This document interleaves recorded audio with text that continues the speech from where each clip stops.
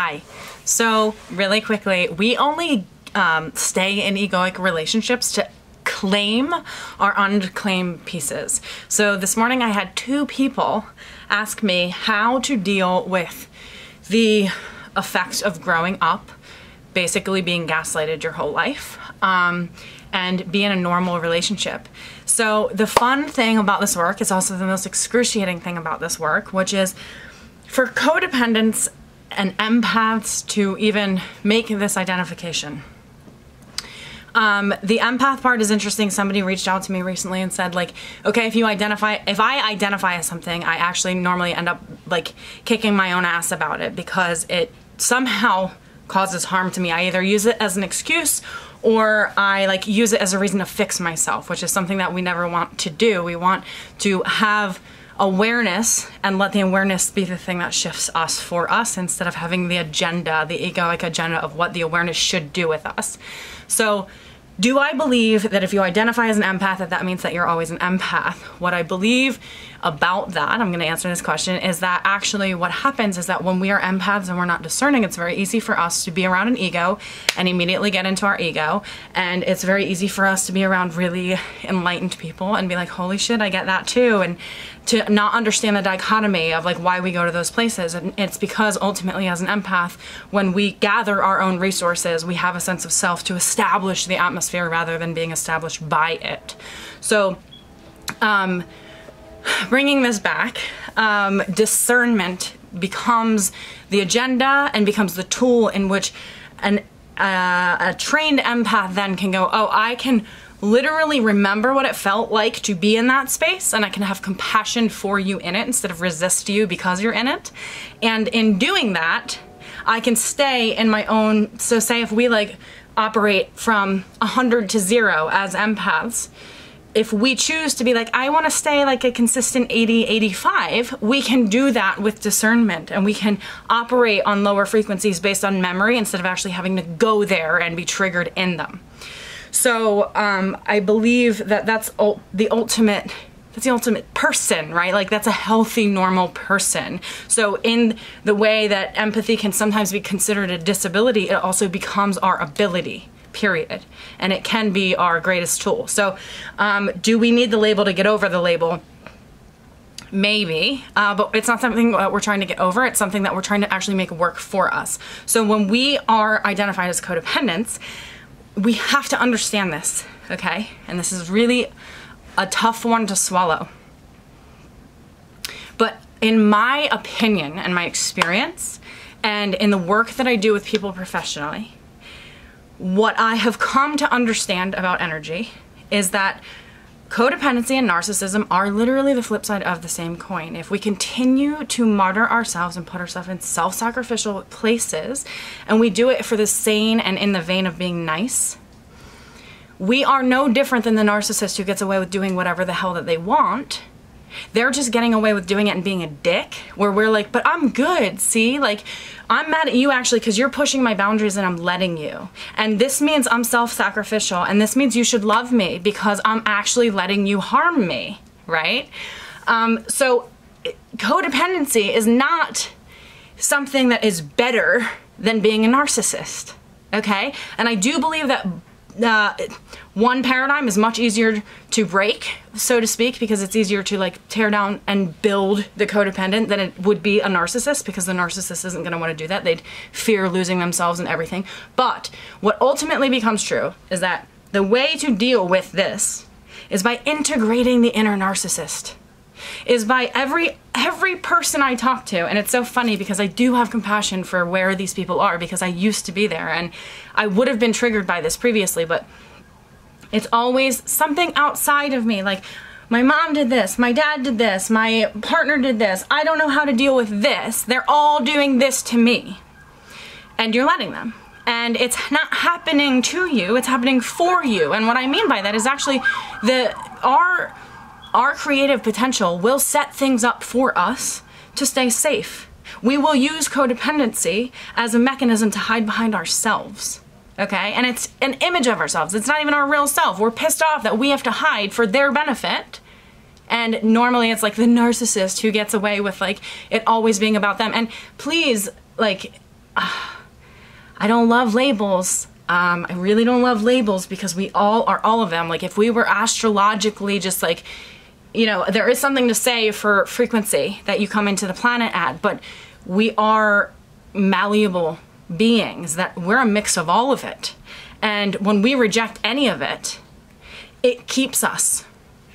So to reject the narcissist, to reject somebody and go, well, the more I see, the more I think they're narcissistic. Well, the more you see that, the more you would need to integrate your own inner narcissist that wants to get away with being seen, that wants to get away with doing whatever the hell you want, right? Because people have very skewed ideas of what narcissism is, and whatever yours is, if you could integrate that into yourself and go, how am I being like that? And then reframe okay, so now I see that like there's probably a person, maybe it's my mother, where we're doing the same thing. And actually at the end of the day, like we have the same reason for it. Like my mom always wanted me to have a 9-to-5, be a normal person. And I was like, that's prison. And she sees money and she sees the 9-to-5 as literally her freedom. And because her freedom took away from me, I felt like it was imprisonment. And I swore I would do anything to not go in that prison and experience freedom, right? But at the end of the day, my mother and I valued the exact same thing, which was freedom. We just expressed it differently. So when you can look at and go, okay, I really reject this part of that person. I hate that they do this because they make me set a boundary. And then boundaries become like, I'm separating myself, I'm separating you from me. And I want to clarify this for you too, because that's not what a boundary is. That way of being, and this is where I think people can literally be dangerous when they are empowered too early without insight. Empowerment without insight is literally dangerous, because people will start setting boundaries from that very egoic, like, I've put up with your shit for too long, I'm not gonna do it anymore. Instead of the self-full way, which is actually, my boundaries are not to keep you out. They're to help me stay in. And they're actually, I expand because of them, because my boundaries are merely preferences. They're my preference, and when I honor that that's my preference, instead of let you walk into my field and shit on my lawn, right? And I go, no, actually just shit on your own lawn. When I honor that preference and I don't let somebody else come in, which is like they're breaking a boundary because I haven't actually, you know, normally we are not setting the boundaries, and then we're pissed at them that we feel like they should know that we, you know, those people who don't know boundaries literally don't know boundaries. And we get mad at them and we go, well, you're an asshole, you should know better. Well, they don't. It doesn't matter if they should, they don't know better. And now that we're insightful enough to know that they don't know better and that we have the tools in our hands to actually just go, this is simply my preference. It's not my boundary. You're not setting a boundary. You can come in my house, and if I tell you to leave, I'm not setting a boundary, staking a claim. I'm setting a preference. I want you to get out of my house, right? That is my boundary. It doesn't come from this, I want to separate you from me. It comes from a space of, I will not separate from myself for the sake of you, okay? And it's not this dominant, oh, I'm in charge. And I think that that's why a lot of us refrain from having boundaries, because we think that they're punishing other people, and we don't want other people to feel punished the way that boundaries have felt punishing to us, because we were offered punishing boundaries, punitive boundaries, by people who didn't know how to have boundaries in the first place. So there was probably an inconsistency and a very punitive nature to boundaries, so we don't have any because we want to blend with people, because we want to be loving with people, right? So ultimately, we have to honor the part of ourselves that wants to receive, and the part of the narcissist that we hate that is willing to receive. We have to be willing to bring that in. The part of ourselves that secretly, even though they're fucked up, and we're like, how would you, what mindset would ever do that? They're getting away with something. And it's maybe, you know, I said to somebody today that what's true about all of the people in our lives is that they're not just our teachers, which they are. All our students are our teachers, our children are our teachers. They are also pawns in our learning. So there's a flip-flop there, right? There's an interconnectedness. But when we are using people to go like, I'm literally practicing my learning through you, and you are showing up for me to do exactly that. You're showing up in exactly the way that I need you to. And if you weren't showing up in exactly the way that I need you to, I wouldn't even mess with you.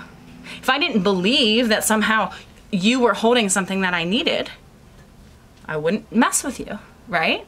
That's just the nature of energy. So when we're holding out these egoic relationships and we see that, you know, there's something in this relationship that we have to, what we're doing is we're separating from ourselves to separate from them and going, it's their fault that I have to do this. Instead of bringing that in and going, how can I be open to this being actually, even if it's a different expression, resonant to me? Because what we are triggered by, what we're turned on by, it's all us. Even if it's their shit, if we didn't resonate with us, with that particular frequency, it wouldn't be in us, right? So even if it's their shit and it makes us feel dense, it then becomes ours. And that's the only place we can do something with it. And the way to transform that is to basically open to the density and go, how can I actually make this mine instead of theirs? Because it's suffocating me that it's theirs. But if it was mine, I'd just be like kind of like sinking, right? One you can do something with, and the other just suffocates you. So bring in, I know that this is a very weird thing to say, but whatever your interpretations of what a narcissist is, see how you're being like that. And then integrate it instead of rejecting it. And the more you do that, the less those things are going to show up in your life. Because you're whole in here. You don't need them out there to teach you something. Okay? I hope this makes sense. Bye, guys.